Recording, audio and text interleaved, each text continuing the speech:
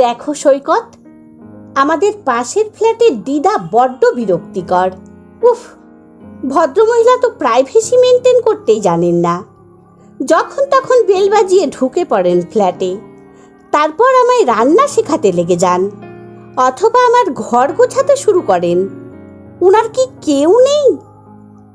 সৈকত একটু বিষণ্ণ গলায় বলল, আছে নন্দিতা, উনার মেয়ে জামাই আছে, ওরা ব্যাঙ্গালোরে থাকে, দুজনেই সার্ভিস করে। এখানে এসেছিল সেই মাস 6 আগে। নন্দিতা কফি মগটা সৈকতের সামনে নামিয়ে দিয়ে বলল, তা উনি তো ওখানে গিয়ে থাকলেই পারেন। সৈকত বলল, না, উনি থাকবেন না। গিয়েছিলেন মাসখানেকের জন্য, ফিরে এসে বললেন, সৈকত, চলে এলাম। আমার এই ফ্ল্যাট জবরদখল হয়ে যাবার ভয়ে। আমার কাছে চাবি ছিল ওনার। একটু রাগ হয়েছিল। বলেছিলাম, কেন দিদা, জবরদখল হবে কেন? ফ্ল্যাটের চাবি তো আমার কাছে ছিল। উনি বললেন, আমার মেয়ে বলেছে থাকবে না যখন তখন বেচে দেব। তাই তড়িঘড়ি পালিয়ে এলাম। মেয়ে জামাইয়ের সংসারে বিশেষ পাত্তা পাননি। নন্দিতা বলল, সবই বুঝলাম, কিন্তু ভদ্রমহিলার তো প্রায় 75 বছর বয়স হলো। এখন এভাবে একা থাকাটা কি ঠিক? নন্দিতা আর সৈকতের বিয়ে হয়েছে মাত্র 8 মাস। এর আগে অবশ্য 3 বছরের প্রেমের ইতিহাস আছে। সৈকত কর্পোরেট কোম্পানিতে জব করে, আর নন্দিতা মর্নিং শিফটে একটা কিডজি স্কুলে পড়ায়। সৈকত এই ফ্ল্যাটটা কিনেছে বছর 1.5 হলো। নন্দিতা বিয়ের আগেও বাড়তিনেক এসেছে সাজানো গোছানোর জন্য। তখন বুঝতে পারেনি পাশের বাড়ির বয়স্ক মহিলা এতটা বিরক্তি উৎপাদন করবে। ভেবেছিল দুজনের পুতুল খেলার সংসার আস্তে আস্তে সেজে উঠবে নির্জনে। এমনকি নন্দিতা নিজের মা বাবাকেও বলেছে, আমরা সব শিখে নেব, তোমরা এত টেনশন করো না। সৈকতের দেশের বাড়ি দুর্গাপুর। সেখানে এখনো যৌথ পরিবার, 2 কাকা, সৈকতের বাবা মা কাকিমারা। সে এক এলাহি কাণ্ড। নন্দিতার বেশ ভালোই লেগেছে ওখানে হইচই করে কাটাতে দিন 4। কিন্তু নন্দিতা একটু নির্জনতা পছন্দ করে। হুট করে নিজের একান্ত ব্যক্তিগত বিষয়ে যে কাউকে এন্ট্রি দিতে রাজি নয় ও। সৈকত বলল, তোমার 2 দিনেই অভ্যেস হয়ে যাবে, বুঝলে? উনি এমনিতে মানুষ খুব ভালো।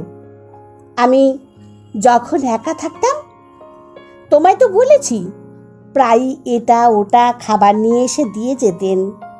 নন্দিতা বিরক্তির ঢঙে বলল, আসলে তুমি বাড়িতে থাকতেই কতক্ষণ? আমি স্কুল থেকে 11টার মধ্যে ফ্ল্যাটে ঢুকে যাই। তখন থেকে ওই মৈত্রী দেবীর অত্যাচার শুরু হয়।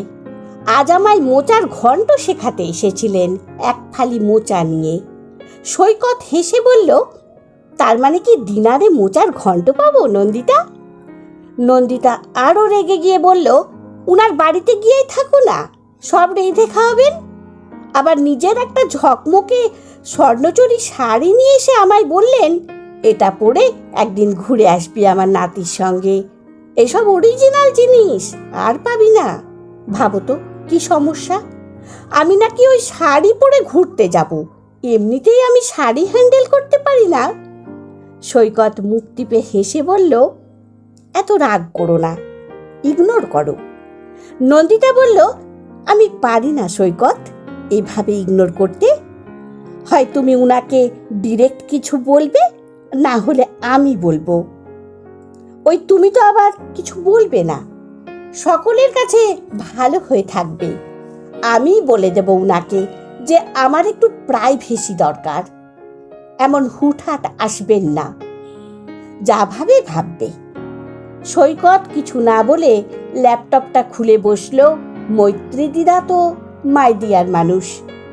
দাদু রেলের ইঞ্জিনিয়ার ছিলেন, কত জায়গা ঘুরেছেন উনি, সেসব অভিজ্ঞতার কথা বলেছেন তিনি। শুনতে তো মন্দ লাগে না সৈকতের। তাতে নন্দিতা এত রেগে যাচ্ছে কেন? এই বিশাল কমপ্লেক্সের ফ্ল্যাটগুলোতে কেউ কারোর গেটে নক করে না বললেই চলে।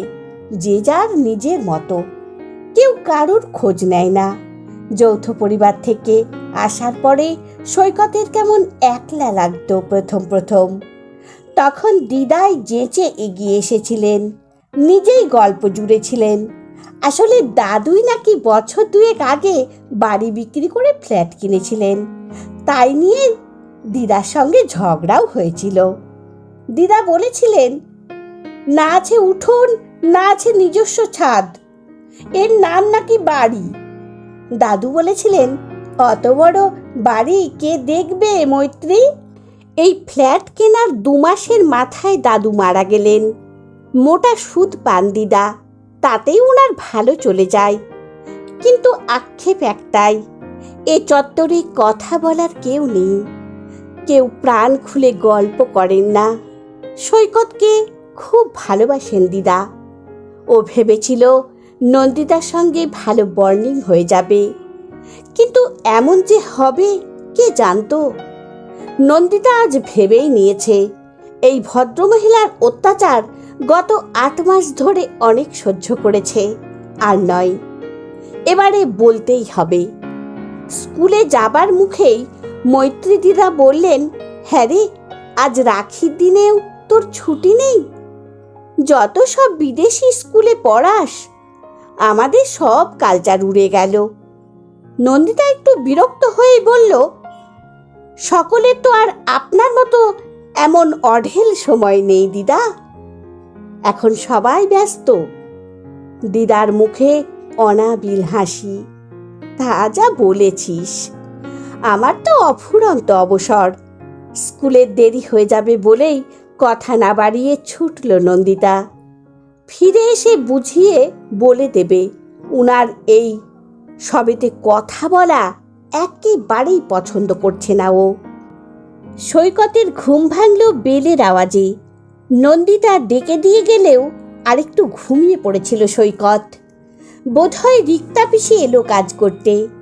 দরজাটা খুলতেই এক মুখ হেসে দিদা বললেন, তাড়াতাড়ি স্নান করে আমার বাড়িতে আয়, আজকে দরকার আছে। সৈকত একটু হকচকিয়ে বলল, কেন দিদা, কেউ এসেছে?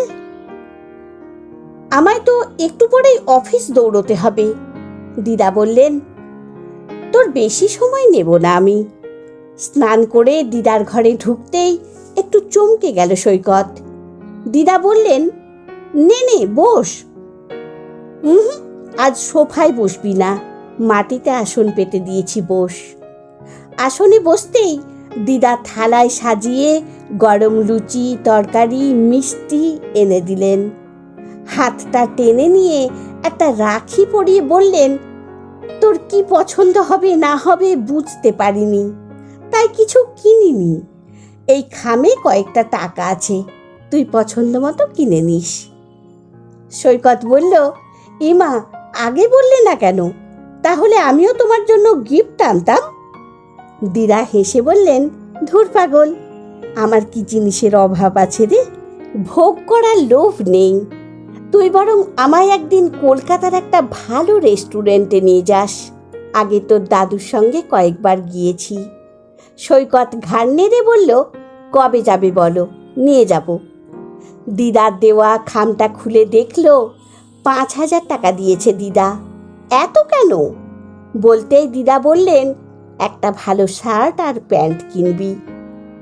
নন্দিতা বাড়ি ফিরে ফ্ল্যাটের চাবি ঘোরাচ্ছিল। যথারীতি দিদা বেরিয়ে এলেন।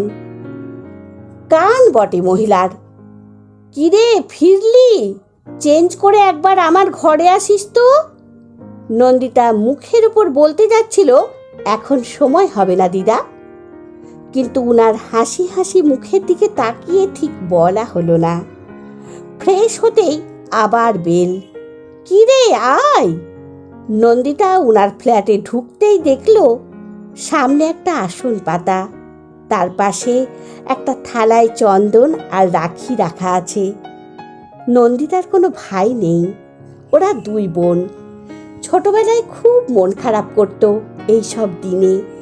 মনে হতো কাউকে কেন রাখি পরাতে পারে না ও। অন্যের হাতে রাখিগুলো দেখে পড়তেও ইচ্ছে করত। দিদা বললেন, হাঁ করে দাঁড়িয়ে কেন আছিস রে? বস আসনে। নন্দিতা বসতেই কপালে চন্দনের টিপ পরিয়ে উনার পরিচারিকা শ্যামলীদিকে বললেন, খাবারের থালাটা নিয়ে আয়। নন্দিতার হাতে রাখি পরিয়ে বললেন, তোর কর্তা মনে করলো সে একাই বুঝে আমার আদর পাবে পুরুষ বলে। হুম, তুইও আমার নাতনি, তুই কেন পাবি না? এই নে, এটা তোর গিফট, পছন্দ মতো কিনে নিবি কিছু। সৈকতের মতো ওকেও একই টাকা দিয়েছেন দিদা। নন্দিতা নিতে অস্বীকার করেছিল বলে দিদা অভিমানী গলায় বলেছেন, তার মানে আমি তোদের আপন ভাবলেও তোরা পর ভাবিস। নন্দিতা আর না করতে পারেনি। আদরে মানুষ নন্দিতাও হয়েছে, কিন্তু এভাবে কোনো অনুষ্ঠানে ওকে আলাদা করে বসিয়ে সামনে খাবার থালা ধরে দেওয়া হয়নি সেভাবে। এগুলো তো ছেলেদের প্রাপ্য বলেই জানতো নন্দিতা। অজান্তেই চোখ দুটো ঝাপসা হয়ে গেল নন্দিতার। দিদাকে প্রণাম করে নিঃশব্দে বেরিয়ে এলো। বিরক্তিকর মহিলা আজ ওর অন্তঃস্থলের খুব কোমল একটা জায়গা ছুঁয়ে গেলেন। সৈকত অফিস থেকে ফিরে এসেই বলল, নন্দিতা, একটা সুযোগ পেয়েছি, চলো দুদিনের জন্য ঘুরে আসবে। নন্দিতা বলল, কোথায় গো? ডুয়ার্স। যাবে? বেরোনোর আগে দিদা এসে এক কৌটো নাড়ু ধরিয়ে দিয়ে বললেন, ওট ছুরি তোর বিয়ের মতো করে বেড়াতে যাচ্ছিস তোরা, তাই কিছুই তো করে দিতে পারলাম না রে। সৈকত বলল, বলো তোমার জন্য কি আনবো ওখান থেকে? দিদা হেসে বললেন, একটা গরম চাদর আনিস, সব্বাইকে যেন উষ্ণতা দিতে পারি। দিন তিনেক পরে বেরিয়ে ফিরল ওরা, কিন্তু ওদের চাবি খোলার আওয়াজেও দিদা বেরোলেন না। সৈকত ব্যাপারটা খেয়াল না করলেও নন্দিতা করল। ক্লান্ত হয়ে রাতের খাবার অর্ডার করল। ডেলিভারি বয় বেল বাজালেই দিদা বেরিয়ে এসে বলতেন, যত উল্টোপাল্টা খাবার খাস তোরা, যখন লিভারে রোগ ধরবে বুঝবি। এখন রক্ত গরম তো, তাই এই বুড়ির কথা মনে ধরছে না। নন্দিতা বিরক্ত হয়ে সৈকতকে বলেছিল, আমরা কি নিজেদের ইচ্ছে মতো খাবার অর্ডার করতেও পারবো না? উফ, লাইফটা জাস্ট হেল করে দেবে এই মহিলা। আজ দিদা দরজা খুললেন না, কিছুই বললেন না। ফুড ডেলিভারি বয় ডেলিভারি দিয়ে চলে গেল স্মুথলি। তবুও নন্দিতার কেমন যেন ফাঁকা ফাঁকা লাগছে। সৈকতকে বলতেও পারছে না। ও হয়তো বলবে, কেন, তুমি তো এটাই চাইতে, তাহলে? এখন অনেক রাত হয়েছে, কাল সকালে উঠেই আগে খোঁজ নিতে হবে দিদার। তবে ফ্ল্যাটের মধ্যে আলো যখন জ্বলছে, তখন দিদা যে আছেন সেটা বেশ বুঝতে পারছে। ভোরবেলা উঠে স্কুলে যাওয়ার জন্য তাড়াহুড়ো লেগে গেল নন্দিতার। বেরিয়ে দেখল দিদা গেটে নেই। সাবধানে যাস, কলকাতার রাস্তায় যা গাড়ি বেড়েছে, স্কুটি করে যাস, আমার বড্ড চিন্তা হয় রে। এসব আজ কেউ বলল না। কেমন যেন ফাঁকা ফাঁকা লাগছে ব্যাপারটা। নন্দিতা স্কুল থেকে ফিরেই দিদার ফ্ল্যাটে বেল বাজালো। দরজা খুলল একজন বছর 22-এর মেয়ে। মেয়েটি বলল, কাকে চাই? নন্দিতা ইতস্তত করে বলল, দিদা নেই। মেয়েটি ঘাড় নেড়ে বলল, হ্যাঁ আছে, আসলে আজ আমরা দিদাকে নিয়ে চলে যাচ্ছি তো, তাই গোছগাছে ব্যস্ত আছে। নন্দিতার গলা পেয়ে বিষণ্ণ মুখে বেরিয়ে এলেন দিদা। অবসাদগ্রস্ত মুখ, হাসি টেনে বললেন, তোরা যেদিন বেড়াতে গেলি সেদিন রাতে শরীরটা একটু খারাপ লাগছিল, তাই শ্যামলী আমার মেয়েকে ফোন করে বসেছে, তাই ওরা এসেছে আমায় নিয়ে যেতে। কি করব বল, নিজের শরীরের জোর না থাকলে কার ভরসাতেই বা থাকবো এখানে। তোরা ভালো থাকিস, আমার নাতি এলে একবার দেখা করে যেতে বলিস। নন্দিতার মনে হওয়া উচিত ছিল, যাক আপদ বিদায় হলো, এবার শুধুই প্রাইভেসি, একান্ত নিজস্ব সময়ে আর কেউ গল্প করতে আসবে না। কিন্তু কেন কে জানে মনটা আজ বড্ড খারাপ লাগছে। নন্দিতা কি নিজেকেই চেনে না ভালো করে? সৈকতও দেখা করে আসলো দিদার সঙ্গে, ওরও মনটা খারাপ। দিদা চলে গেছেন, ওনার ফ্ল্যাটে তালা ঝোলানো আছে। নন্দিতার বেল আর অসময়ে বাজে না, কেউ আর গেটে দাঁড়িয়ে বলে না দুগ্গা দুগ্গা সাবধানে যাস, অথবা কেউ মানধাত্তার আমলের বালুচরি বা স্বর্ণচরি শাড়ি এনে বলে না এটা পরে ঘুরে আসিস তোর কর্তার সঙ্গে, অথবা মোচা কিংবা কচুর শাকের বাটি নিয়ে দাঁড়িয়ে বলে না খেয়ে দেখিস রে ছুরি, তোদের ওই পিৎজাকে হার মানাবে। এটাই তো চেয়েছিল নন্দিতা। কতবার নিজের প্রাইভেসি নষ্ট হচ্ছে বলে নালিশ করেছিল সৈকতের কাছে। তাহলে মাত্র 7 দিনেই কেন এমন হাঁপিয়ে উঠছে ও? একাকিত্ব এত নিষ্ঠুর হয় জানা ছিল না তো। যেগুলো অবাঞ্ছিত লাগতো একদিন, সেগুলো পাবার জন্য মন কেমন করে উঠছে। প্রায় মাস 6 পরে আবারও দিদার ফ্ল্যাটের সামনে গাড়ি এসে দাঁড়ালো। দিদা নামলেন, সঙ্গে উনার মেয়ে। দিদা এসেই হাঁক পারলেন, ওরে নন্দিতা, কোথায় গেলি রে? বুড়ি চলে গেছে বলে আনন্দে নাচছিলি তো? ভেবেছিলিস আমার নাতিকে নিয়ে খুব প্রেম করবি, ওটা হচ্ছে না। দিদার ডাক শুনে হু হু করে কেঁদে ফেলল নন্দিতা। মনে হলো আবার বুঝি এই কমপ্লেক্সে প্রাণ ফিরে পেল। আবার সেই সাবধানে যাস শুনতে পাবে, সেই ওরে বাইরের খাবার এত খাস নে, রোগে পড়বি দুটোতে, এমন শাসনও শুনতে পাবে। আবার দিদাকে লুকিয়ে রাতে ডিস্কো ঢেকে যাওয়ার মজা পাবে। আবার দিদার কাছে ধরা পড়ে জিভ কাটবে সৈকত। আজ সকাল সকাল নন্দিতা আর সৈকত দুজনেই স্নান সেরে দিদার ফ্ল্যাটে বসে আছে। আরেকটা রাখি বন্ধন অনুষ্ঠান। দিদা দুজনের হাতে রাখি পরিয়ে দিয়ে বললেন, চল আজ তোদের ওই ছাই পাশ খেয়ে আসি। চল গাড়ি বুক কর, বড় রেস্টুরেন্টে নিয়ে যাবি। দাদুর ছবির দিকে তাকিয়ে বললেন, আজ বুড়োর টাকায় আমরা খাবো, বুঝলি?